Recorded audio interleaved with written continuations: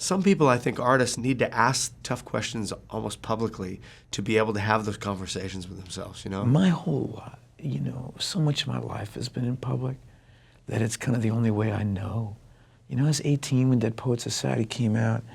I've made a fool out of myself, left, right, and center. I've gotten divorced in public. I got famous public. I've gotten good reviews and bad reviews. And so, in a way, maybe I don't know how to have the conversation not in public, maybe.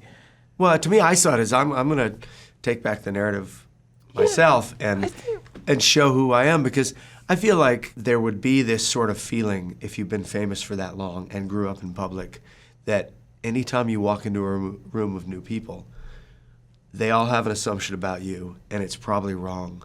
And it would be hard to not feel like you disappear a little bit into that image that you assume they have.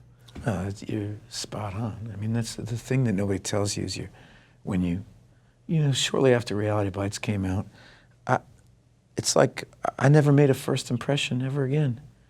It's a weird thing to give up because it's the idea that you can start again tomorrow is valuable to all of us. I can be better tomorrow. Yeah, but you're sort of locked in the box. But you're kind of locked right? into this thing. And I've always resisted it. There's a thing I've always believed. When they really want to make you crazy in prisoner war camp or anywhere, they put you in isolation, right? The thing I realized, the second you become famous, you're kind of in a weird isolation.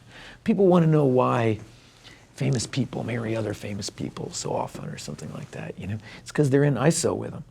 I just did this beautiful talk. It was kind of heartbreaking to me in a strange way. I did this talk at this university about some students, and I was trying to talk to them and trying to be, to the best of my ability or whatever, I was trying to be real with these young kids. They're 20, 25 or whatever.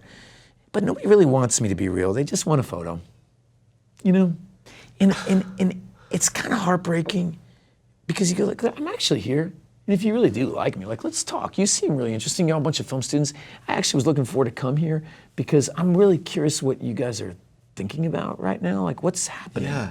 But that dialogue was never going to happen because I was behind a glass wall, And I think The Hottest State, Seymour, the documentary, they're both, it's me tapping on the back of the glass, hoping it'll break a little bit. Right. We're just the same, all of us.